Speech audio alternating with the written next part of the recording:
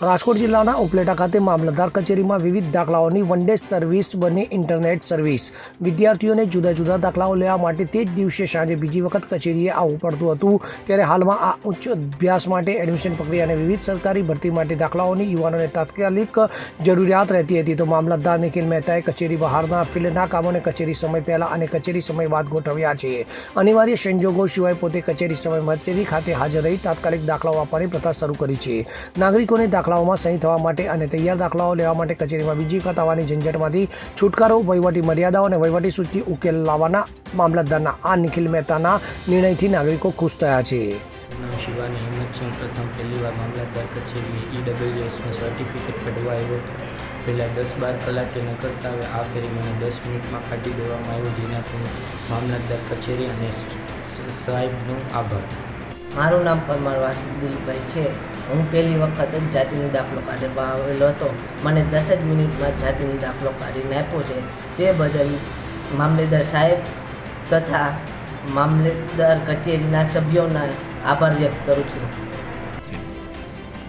હાલમાં ધોરણ 10 અને 12ની પરીક્ષાઓના પરિણામ બાદ જે ઉચ્ચ અભ્યાસ માટે વિદ્યાર્થીઓને જુદા જુદા દાખલાઓ જેમ કે જાતિ પ્રમાણપત્ર, આવકના દાખલા, નોન ક્રિમિનલ, ડોમિસાઇલ, બિનઅનામત પ્રમાણપત્રો, આર્થિક રીતે નબળા વર્ગના પ્રમાણપત્રો, આ બધા પ્રમાણપત્રો ઉચ્ચ અભ્યાસ માટે તેમજ વિવિધ સરકારી ભરતીઓ માટે મેળવવા માટે વિદ્યાર્થી અને તેમના વાલીઓનો ધસારો અમારી કચેરી ખાતે રહે છે.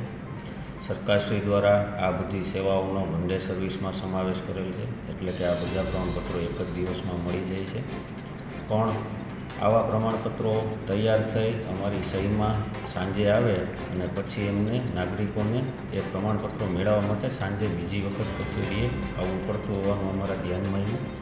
એટલે અમોએ આ વન ડે સર્વિસને ઇન્સ્ટન્ટ સર્વિસ બનાવી દીધી છે કે અમે કચેરી સમય દરમિયાન કચેરી ખાતે જ હાજર રહીએ છીએ અને જેવા એમની અરજી સબમિટ થાય એટલે ડિજિટલ ગુજરાત પ્લેટફોર્મથી એમના પ્રમાણપત્રો તૈયાર કરી તાત્કાલિક અમારી સહીમાં મોકલવાનું.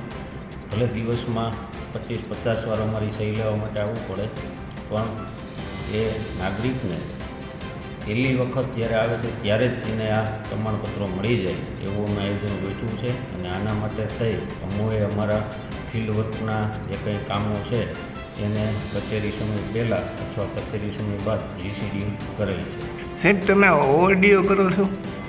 હા, હમણાં નાગરિકોની સેવા માટે થઈ અને ફિલ્ડના કામો અમે કચેરી સમય પહેલાં અથવા કચેરી સમય બાદ કરીએ છીએ તો થોડો સમય વધારે આપવો પડે. પણ આની પાછળનો હેતુ એવો છે કે ધોરણ 10 અને 12 પાસ થઈ અને વિદ્યાર્થી એની જિંદગીમાં પહેલી વખત અમારી સરકારી કચેરીનું પગથિયું ચડતો હોય ત્યારે એને જો પ્રમાણપત્ર લેવા માટે બીજી વખત સાંજે ધક્કો થાય તો એના માનસમાં વહીવટી મર્યાદા જે છે એની પણ નકારાત્મક છાપ ઊભી થાય, જે નિવારવા માટે અમોએ અમારા કામોને રીશેડ્યુલ કરી કચેરી સમય દરમિયાન કચેરી ખાતે જ હાજર રહી અને તેઓને 10-15 મિનિટ બેસાડી અને ત્યારે જ દાખલો આપી દઈએ છીએ. સરફરાજ કોડી સાથે CN24 ન્યૂઝ, ઉપલેટા. હવે જુઓ દેશ દુનિયાની તમામ ખબરો તમારી આંગળીના ટેરવે.